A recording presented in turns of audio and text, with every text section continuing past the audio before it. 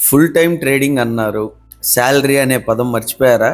లేకపోతే క్యాలెండర్ని శాలరీ లాగా చూస్తున్నారా? ట్రేడర్ అని చెప్పుకుంటున్నారు, కానీ మీ లైఫ్ని నడిపిస్తోంది చార్టా లేకపోతే ఈఎంఐ డేటా?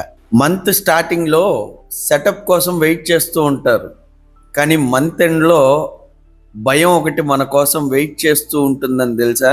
ఎక్స్పీరియన్స్ అయ్యారా? ఈఎంఐ కట్టడానికి మీ ట్రేడింగ్ క్యాపిటల్ నుండి తప్పనిసరిగా డబ్బులు బయటికి తీస్తున్నారా? అలా తీస్తున్నప్పుడు నెక్స్ట్ మంత్ సెట్ అయిపోతుందిలే అని ఒక అబద్ధం మీకు మీరు చెప్పుకుంటున్నారా?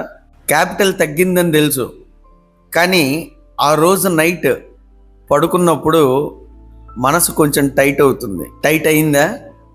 ఆ టైట్నెస్ లైట్నెస్గా మార్చడం కోసం మళ్ళీ ఒక లోన్, ఇదే లాస్ట్ అని మీకు మీరు ప్రామిస్ చేసుకుంటున్నారా? ఇప్పుడు చెప్పండి, ఈ మాటలు మీ లైఫ్లో జరుగుతూ ఉంటే ఎక్స్ప్లెనేషన్ అవసరం లేదు, జస్ట్ ఎస్ అని కామెంట్లో చెప్పండి. Subscribe to Mind Power Vault. Thank you.